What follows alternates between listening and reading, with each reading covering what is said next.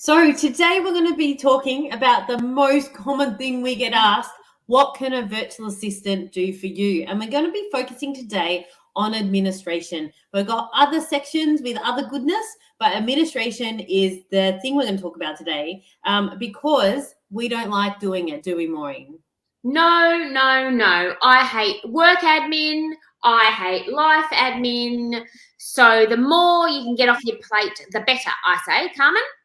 Yes, I often have business owners say to me, "Oh, I want someone who's very detail orientated," and I'm just like, "Good thing I'm not like in the candidate pool because that's not me. I'm an ideas person, and I love to get support to implement my ideas." So today we're going to run through some key things that our clients and we get our virtual assistants to support us with. So on the next slide, you'll see the first thing virtual assistants can do is answer the phone. Now, Maureen, how good am I at answering the phone? You're shit at it, Carmen. What do you really think? Well, it's really good to have someone who can do it consistently.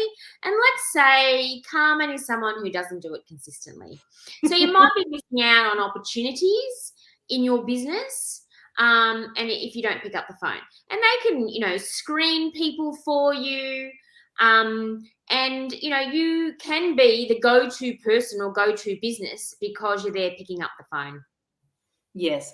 And so we've got a range of businesses that have people on the phone, including cleaning businesses, physiotherapists, dental, and it's great because it means that the business owner, you can still engage with the clients as required, but you don't need to be the on call and go, oh, should I pick up the phone or should I do this live now? It's just happening for you. And so one of the common questions I get asked around the virtual assistants and phone is, how good is their English? And you know what, it varies. We've got some team members who are amazing at more technical stuff, and I wouldn't get them on the phone. But then we've got other team members who love being on the phone and love talking to people and are really good at it. In terms of accents, I'm sorry, we can't get the Australian accent. We've got a very unique accent, but we can get people with, some more neutral accents, or even we've got some American accented people on the team as well. So they're the common questions I get asked about answering the phone. And you know what, Carmen, about the whole accent thing, I think we get a bit caught up on it. As long as we're getting helped, I'd rather pick up the phone to someone with a different accent than not have someone pick up the phone if I've got an inquiry about something. And at least it can get triaged. At least then I'm not leaving a message and I don't know whether someone's got it or not. So it often happens when I ring for like hair appointments. They'll just have a message bank there, and I'm like, no, I'd rather would have liked to have spoken to somebody. So I think it's really good to have that person, that valuable team member who's the first point of call, and then they can triage the call, but it's getting answered. So they might, from picking up the phone, they might book in an appointment, they might take a message, and after a while, when that person really gets to know your business, they can support by giving the person who's picked up the phone valuable information for you. So a really worthwhile thing to do, I think, Carmen. Yeah.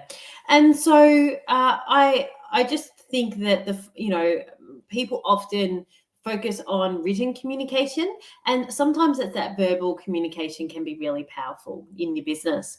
So then other thing that you see virtual assistants can do is filing. I am often just saying to the team, where's this? And they find it for me. And it sounds stupid and maybe it's a little bit lazy, but going into our filing and spending 3 minutes trying to find it when I can get it sent to me as well. So filing things away is something that I'm terrible at. I always think I'll do it later, but with the team organizing things for me, that can be really helpful. Yeah.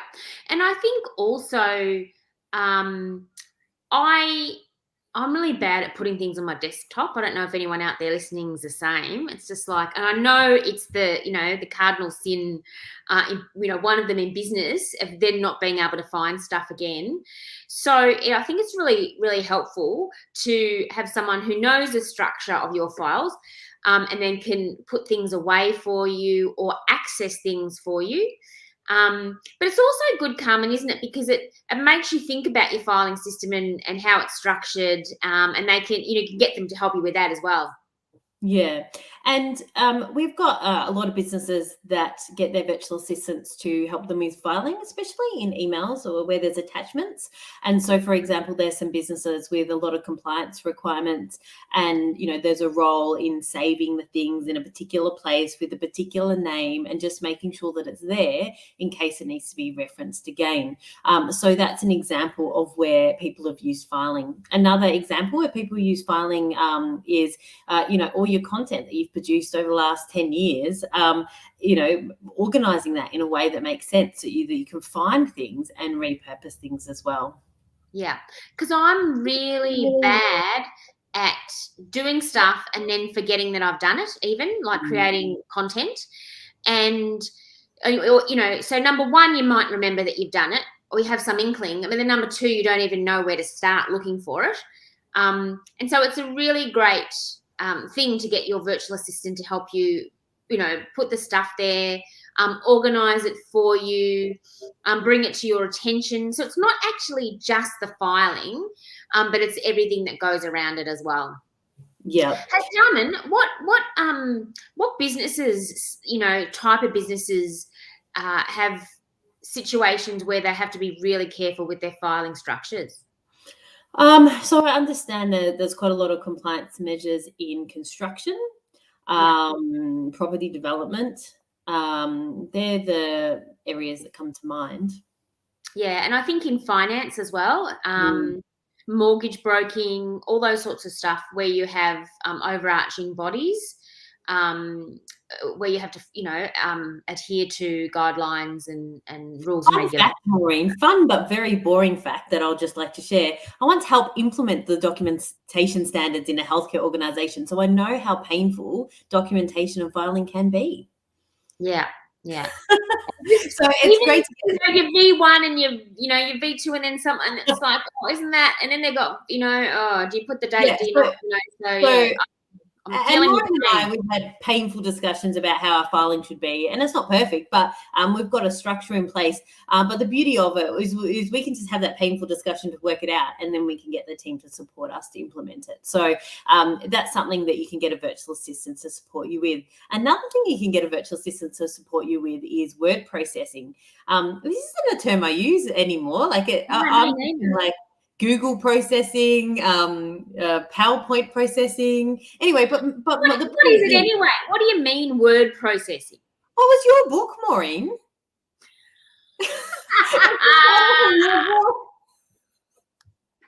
So what I think you meant when you wrote the book, and just to plug for the book, Maureen's got a whole book, What a Virtual Assistant Can Do, which covers administration, other stuff as well. Go to our website, globalteams.com.au, if you want to grab a copy. People tell me it's good. Maureen's banned me from reading it because I'm going to add too much to it. But Maureen, what I think you meant about word processing was that situation where you write something or you come up with slides, but you need someone to help you make it look good.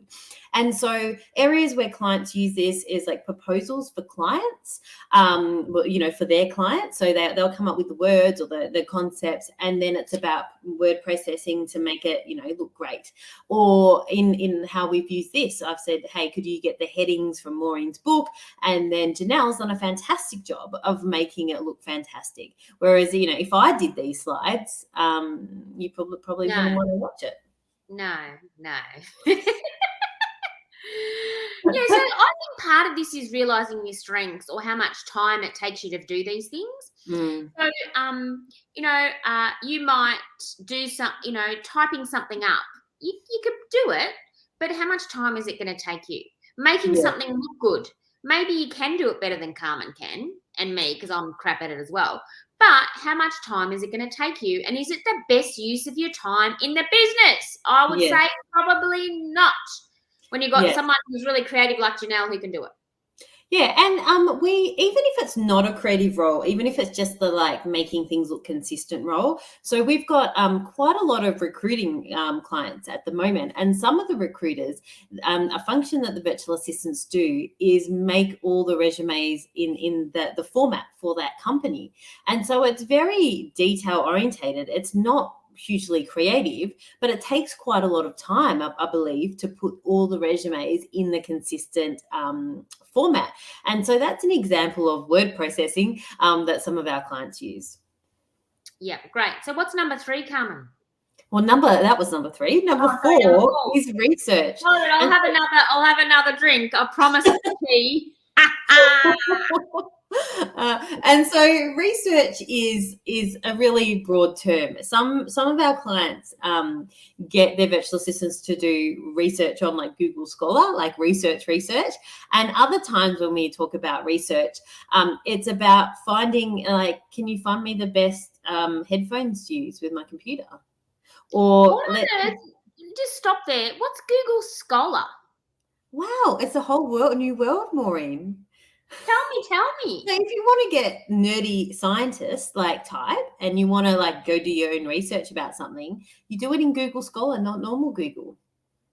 So what's the difference? Google Scholar's like got the research papers, not the marketing material. Right. So even if my kids want to do assignments, maybe they should be looking up Google Scholar. Yes. Yeah. So we've got some very clever business owners and like nerdy, and I say that with love because I'm a science nerd myself. So we've got very clever business owners and virtual assistants where their business owners might get the virtual assistants to do a little bit of a literature review, not like a big fancy one, but to go some of the way. But research can often also mean other things like what phone system should we be using? Could you present the best 3? Or we once had a team member, Maureen, that offered to research and buy clothing for my dates. I declined the offer, but that's an example of research. Yeah, she'd probably do a better job than you do sometimes. No. It's said with love. Maybe my dates might be more successful if I got her helping me, Maureen. Yeah. We've got to know where our strengths are, don't we, Carmen? I probably need someone to help me too.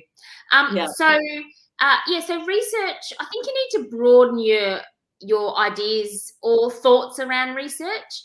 So really, what things have you tried to Google in the last week in your business? Like, what problems have you tried to solve by going to Google?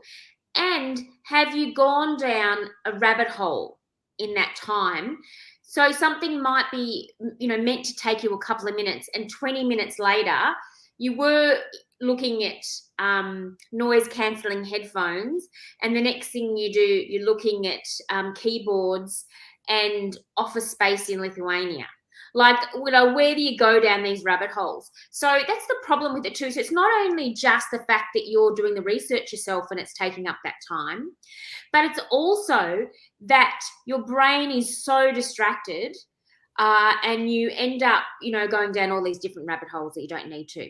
So there's all sorts of research in your business. What about some around the software we've got, Carmen, where we just say to our amazing team, hey, or they identify a problem and then they come back with a solution. Tell us about that. Yeah, and so, for example, maybe there's a very specific thing we want to do in our CRM, and I might go because I like getting into the technical side of things sometimes, but then as soon as it's not easy, I'm like, oh, could you research how to do this in this program? And then the team will go down the YouTube rabbit hole and work out how to do that. And so, yeah, so that's a really good example of my team don't know how to solve that particular problem. Everyone always gets caught up on what experience, what training will the virtual assistant have, which is important to an extent. But what are their abilities to just go, oh, let's work it out. Let's see what YouTube's got to offer to work out how to do those things. And so that's a really useful tool and a really valuable thing that you can get your virtual assistant to do. Because in small business, we know things are dynamic and often changing, and your needs as a business can change as well. So having someone who's willing to go, yeah, cool, let's work this out, is really valuable. Yeah, great. So Go. So far we've covered 4 things a virtual assistants can do for you: answering the phone, bling bling, filing, word processing. Maureen doesn't know what it is, but she wrote it in her book, and and researching, which can cover many things. So as you'll see on the next slide, that's not all. They can do other things for you. So on the next slide, you'll see that they can also help you gather and organize data.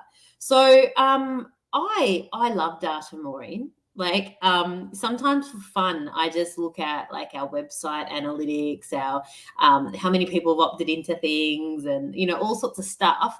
But even though I do enjoy doing it every now and again, what I really do enjoy is the team. They gather the data together and create a report for me. So, for example, Jing, she provides a report every week of our financial situation, who's late, and all those things.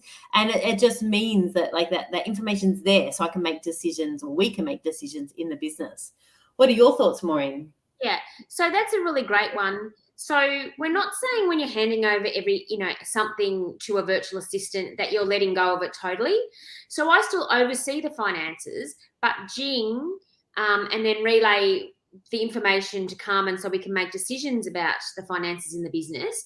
But Jing collates all the data and puts it all in a nice report. So, for instance, I had a meeting with Jing this morning. I know how much money is due in by the 15th of the month, which is important because that's when we pay the VAs. I know our how much we're expecting to invoice by the end of the month. The expected turnover for the month. There's figures around our profits and our losses and all those things where I don't actually have to go into Xero and try and look at this report, look at that report. We've told her the key metrics we want, and then she's able to supply them. And in actual fact, we haven't told her all the key metrics. Some other metrics she's added in as well because she knows that they'll be valuable for us. So that's a really key example of the way that someone can collate information for you so that as a business owner, you can make strategic decisions. What are your thoughts, Carmen? Yeah, and so I think there are a lot of opportunities as a business owner to get get support from your team to collate information together so you can make decisions. We've also got some business owners who get their virtual assistants to collate data for their clients. So, for example, a web developer produces reports for their clients on all nerdy web stuff that I don't understand, and the virtual assistant is the one that collates that data and then shares it with our clients. So it could be organizing data for you or your clients as well. Yeah. And the other thing that's coming up for me around this discussion is at the moment we're talking about data that has to be organized and collated for you to make decisions around the business. But what about stuff that you could organize and gather data from, but you're not? So, maybe with your own website, you are not collating any data around it. You're not really sure about how many visitors are going there, where they're coming from in the world, so collating your own data maybe around your SEO, or you might want to collate data around how many new clients you're getting a month, or how many sales you're getting a month versus, how many you're losing. There's some data there that we sometimes don't want to look at, or it's just all too hard, or we don't have time. So not only can your virtual assistant help you with the current collation of data so that you can make decisions, but they can actually start collating data where you haven't before, and that can be even more valuable in making decisions. Yeah, and Maureen, some of our clients, they actually get their virtual assistant to clients with teams, and they have like meetings with the team. They get their virtual assistant to go to each of the other team members and get the data and information required from the different team members. So it produces like this overall report for the company to review when they meet together. And also, as the context and the relationship matures, there may even be the potential for your virtual assistant to interpret some of the data and make decisions on it. So Jing, obviously, she produces a report. She presents the data, puts emojis against things that she wants us to pay attention to. But then there's also Charles. So he looks at the Facebook ads data, and that's matured so much that he looks at the data and makes decisions about what to do around the Facebook ads on the data. So you see how getting the data, getting it presented in a beautiful way, getting the team to act on the data, like it can just be so powerful. As you can tell, I love data. Yeah. And then, because what you can do, she does, I actually do as well. So to be fair, I'm keeping an eye on that weight loss challenge data, let me tell you. So what? Well, it's all in the data. Maybe I should be looking at it, Carmen. Maybe I should be getting. No, you have too much fun. You need to keep. I do enjoy it. Getting back to that, I think what's really interesting is another thing that comes up for us. Well, Charles is doing the Facebook ad stuff and he's making decisions around the data. I think as business owners and managers, you need to give some autonomy to your staff and to your virtual assistants. And so, for instance, something that Carmen and I have worked with Charles on is to give him a monthly ad spend for our Facebook ads, for instance. And therefore, he can play with the data, make decisions. Of course, he has, discussions with us and we decide which way to go. But when it comes to tweaking as a result of his collation of the data, we still give him some autonomy there. Which also makes his job much more interesting. And it's really, really helpful to us as business owners. So it's just really getting that really nice balance happening as well. Yeah. And so the other thing you can get your virtual assistants to do is take minutes. Now, there are some really cool tools now, like Otter, which can transcribe things for you. It's pretty awesome. But taking minutes is often a bit different. You don't just want a recording of everything that was said. Maureen, imagine having a recording of all of our meetings. Like, it'd just be nonsense to most people. But usually out of meetings, yes. But usually out of meetings, there's like particular actions to take. And so it's about recording. So Carmen's going to do this by this date. And so we have clients where the virtual assistants actually sit in the meetings. And so they can say, hey, Maureen, I didn't quite catch that. Could you just share the action from that? And then we've also got clients where perhaps the virtual assistant's not sitting in the meeting, but they're listening to a recording of the meeting. So the beautiful thing about the documentation of actions is it's not just about documenting it, but it could be about reminding people we've got actions and potentially doing some follow-up around that as well. Yeah. And what I like about what you said, Carmen, it's just come up for me, is sometimes having a virtual assistant there helps with accountability on two fronts. Number one, that someone's there taking the minutes for you. And so it's recorded and, there's obviously expectation around action. But often when you're in discussions, sometimes it's not clear for all parties what everyone has decided to do. So when you've got a third party there recording it and taking those minutes for you, they can interject at any time and say, just to clarify who's doing that and, and what date is it, for instance, what level of detail is up to you. But I think it's really valuable because there's clarity in the moment, which then makes clarity for later on. So I think there's a lot to be said for getting a virtual assistant to help you with your minutes of your meetings. Yeah.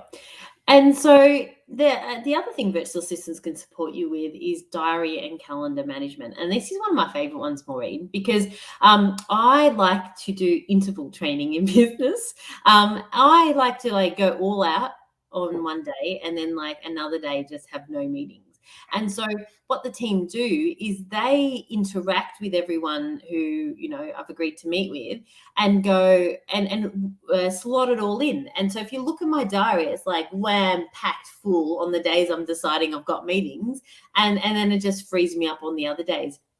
And so what it means is if someone's wants a meeting and I want to meet with them, I don't have to go, how about Tuesday at 10? Or, oh no, I can't do 10. What about 10:30? Like, I don't have to do any of that. Like, it just appears in my calendar. And if Jonathan has any problems, he'll have a chat with me. We meet weekly about, all the leads, and he'll go, Carmen, this person's not responding, and then I'll make a decision about what to do. But mostly it's just managed without me, and all the information is in my diary or the CRM, and it's just beautiful. And I can have these action-packed, like, full-on days, and then I can have no meetings on other days. Yeah, lay on the trampoline. Let's face it, trampoline gets working on those quiet days. I'm creating like visionary ideas, Maureen. Of course you are. Just lying there in the sun. Well, I was just lying there before out in the front, listening to the birds. So what has come up for me around this is that it's about letting go as well. Cue music here. So I saw an email come through where Jonathan's having a back and forth conversation with someone around booking in a meeting time. And it was actually hard for me because I wanted to go, oh, what's going on? Oh, I just want to get it, And I'm like, no, I just went, that is something that I do not need to get into my brain. I've handed over that task, that process, that system, and it will happen without me. If Jonathan needs my help, then he will ask for it. So it works really well. And it also helps you get more organised as well for yourself.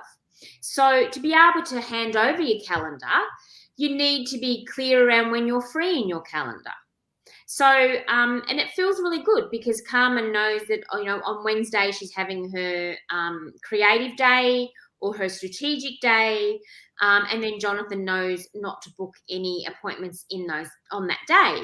So I think it works on both fronts, where it's good for you to step away and not have that worry in your brain, and the virtual assistant can coordinate all that for you. But the other bit of goodness that comes out for you is the fact that you are much more organised with your time and your priorities and with your actual calendar. So I think it works really well, Carmen. Yeah, and I think this is low-hanging fruit for most people. When I speak to people about getting started with calendar management, maybe they're not managing everything in your calendar at the start, but maybe they're starting with a certain type of meeting. And then once you get a process around that, you can actually expand it. So there's often a lot of fear about handing this stuff over, but you can incrementally hand it over. And so that's something I often support clients with, help them to get clear about where to start. And we work with the virtual assistant to get that happening. Word of warning, becomes very addictive. Like, very soon you're gonna want to let go. So that's the seventh thing virtual assistants can do for you. So we've covered gathering and organizing data, taking minutes, and diary calendar management. But we're not finished yet. As you'll see on the next slide, there are other things virtual assistants can help you with, which is email management. And Janelle put a fact in this slide, which I didn't know. So thanks, Janelle. Did you know that our brains are actually at their optimum about 2 hours after we wake, and yet sometimes we are wasting that amazing brain power sorting through email?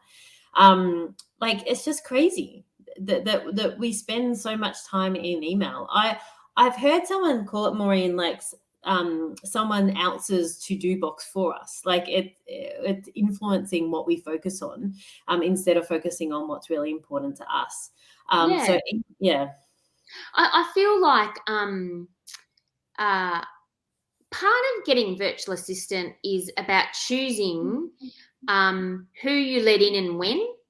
And mostly people want to hand you their balls or their shit.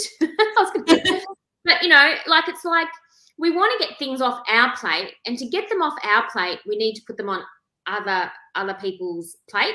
So your clients will be putting things on your plate. Potentially current staff will be putting things on your plate. Your family will be putting things on your plate.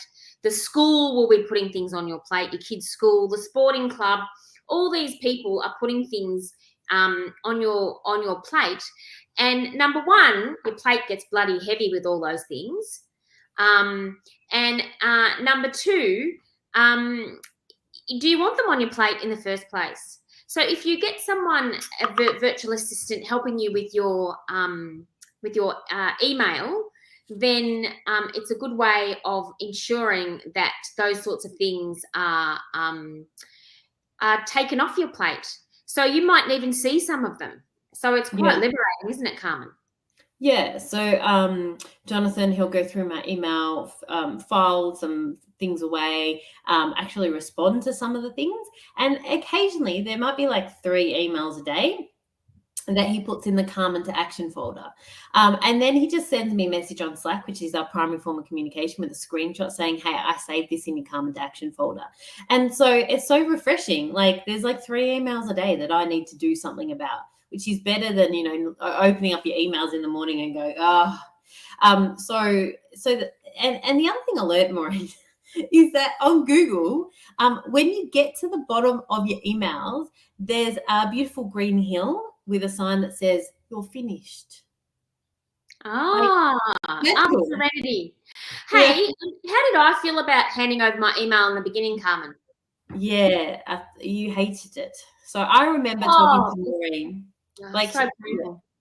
Yeah, I remember talking to Maureen, and she's like, but it's different for me. But all these excuses that come out for people who, because they're uncomfortable, they're afraid about handing things over, and they're unsure about how to do it. And I was supporting Maureen to get clear, and she hated me at the time. You don't understand. I mean, that word's not strong enough, Carmen. Oh my! Oh, it was painful. I still remember we were away in Cobram when you first raised it. I was like, oh. I'm like, I'm sick of hearing it. Let's sort it out. And but it felt good a bit afterwards, didn't it, Maureen? I know, it was great. Carmen, you changed my life. No, it feels really good. Yeah. So I often say to clients, when we're working through the detail, it's because a lot of business owners are visionary people. They're ideas, and so this can be really hard for people. But that's where we support them, at the start, but also ongoing as well. And I say to them, like, this is going to be a little bit painful. Like, it's going to feel like pulling teeth, but it's going to feel good afterwards. Because once we work out where to even start with your email, like maybe they're not going to be doing 100% of it at the start. Probably they're not going to be doing 100%. But even if they're just doing 30%, like how good would that be? And so we just like take bite-sized chunks until eventually they're feeling really free about it.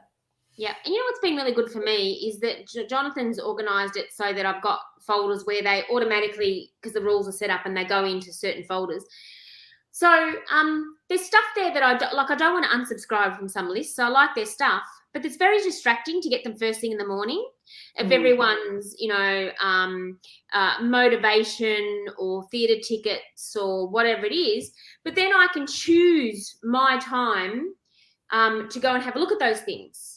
They're still there, but they're just not clogging up the inbox. Yeah, I completely agree. So that's email management. So another thing that your virtual assistant can do is help you support your other staff. So as your team grows, there's going to become a point where they're going to need to interact. And you're not going to be like the primary point of contact for every single one of your team. And so there might be some team members, including potentially some virtual assistants, who are like managers supporting the rest of your team. And so we've got a number of people, including Sheila. So Sheila is our amazing operations manager in the Philippines, and she's the primary point of contact for all the client virtual assistants. So when the client virtual assistants are struggling with something, they're feeling overwhelmed, or their client's given them a briefing and they don't know how to say, you're not making any sense, then they go and have a chat to Sheila about it. And so that's an example where Sheila is supporting other staff, other team members, and they're not necessarily all coming to me. So it's only if Sheila has trouble managing it, then it goes to another team member in Australia, and only then, if they can't manage it, it comes to me. So I only see a very thin slice of actually what's going on. Yeah. So I think it's time to start thinking creatively around the structure of your business and your teams. A lot of business owners that we work with get one virtual assistant, and then when they get another virtual assistant, they've got that first team member to support the other person. And then so as you get more and more virtual assistants, you might start with admin, and then you might get somebody in marketing. But there's always someone to bounce off ideas and problems, and often they can sort things out themselves and learn from each other as well. So I think it's a really good way to roll as well, Carmen. Yeah, yeah. And so then the last thing is other admin tasks. And like there are so many here, but let's just come up with an example each, Maureen. So my example is contracts. So we send agreements out to clients. And so Jing has put it on like one of the automatic signing things, and she'll send it out, she'll edit it, put the details in, send it out, get that person to sign it, remind them if they haven't signed it, and get it back and then file it away all beautifully, and so she does that all independently of us. Yeah, and it's sometimes it's just those small things within a bigger task. So that's another thing that people think, that when you hand over admin, you've got to hand over the whole thing. But say, for instance, it might be booking flights for you, or booking accommodation now that we can all, travel again. And there's little admin things that they can do. Or if they're not going to do all of it, maybe you say, I want to fly to Sydney for the Business Blueprint conference, and it's on the 1st of February. I want to go the day before. Can you let me know what my options are, what the times are? And they can get back with you with your options. So you're not actually handing over all of it, but it's some part of the administration where, again, you could go down a rabbit hole and you get onto Qantas and you go, oh, they've got good deals to Byron Bay as well, and you start getting caught up doing these sorts of tasks. So there's all sorts of admin. The other thing I think is really important, Carmen, is life admin. So maybe you need a cleaner, and so you want to put an ad for a cleaner. And the thing is, if you get a virtual assistant to help you, they can hold that information. So the next time that your cleaner leaves to head back overseas or do whatever they're doing or take another role, or you need another cleaner, they know how to do it. They've got the information there, and they can just go in there and do it straight away for you. So they can, do all that life admin stuff for you as well. I think that's really valuable. The cleaner's a good one. So I jumped on one of our local Facebook groups and I put an ad up. This was before I went on holidays, and I said to Jonathan, hey, Jonathan, could you just pick like the top 2 people? This is what's important to me. Could you pick the top 2 people and schedule them in my diary to meet on my return from holidays? And so they were beautifully there in my diary. I got to chat with them and I just picked one. So it was so good. Yeah, exactly. And so it's about also, which we help you with, or Carmen does especially, to think. You don't think of these things. So you're like, and so it's great to have that person there to help you open your mind to what sort of things that you can get off your plate. Because the more you find, the more you find. That's a bit profound, isn't it? Whoa. Well, we need to get that on. I'm on fire today. So as you'll see on the next slide, we've talked about a number of things that virtual assistants can do for you, and we could bang on forever about the things they could do for you in administration, but we thought we'd give you like the highlights today, so they can answer the phone and make sure that people actually get someone else on the other end of the phone when they call your company. They could do filing for you, so things are all filed in the right places so that you can find them, especially if you work in a high compliance industry or you've got a lot of files because you've been in business for a long time. They can make things look beautiful and consistent on Word and PowerPoint and all the other fancy tools out there. They can research things for you, and we discussed all the different types of research, but it's about shorthanding things so you can get the information that you need at your fingertips. They can organize data for you so that you've got the information you need to make business decisions. And as depending on the context, they might even be able to make some of those decisions themselves once that relationship matures. They can take minutes, so you actually remember who's doing what when you have meetings. They can do diary calendar management, which is like one of my favorites because I think this is low-hanging fruit for every single person watching this. And it can make you really efficient in your day. They can do email management so that you're just not at the behest of your email inbox, like you're only looking at the things that are really important to you. They can support your other staff and the rest of your team and actually be an integral member of your team. They're not just out there sitting on the side, although they might be physically in a different location, they can actually be integrated within your team. And there's a whole heap of other admin tasks as well. So we spoke about contracts and buying clothes for your dates and all sorts of other things. Not buying clothes for your dates because your dates are so badly My dressed. dates are well dressed, it's me. You know, buying clothes for Carmen so she can have a good time on her date. Is that what you mean, Carmen? Yes, yeah. Yeah. It's a difference. It's amazing what a little comma can make. What a difference. Excellent. So if you would like to talk to us, I actually advise you to read the book first, What a VA Can Do For You, because it helps you get ideas and get clear. If you then feeling like, yep, I want to talk to Carmen, then you can go onto our website, globalteams.com.au, and book a time. And she can go through some of your stuff and work out if you've got low-hanging fruit. And if you're a right fit, we might, we are an acquired taste.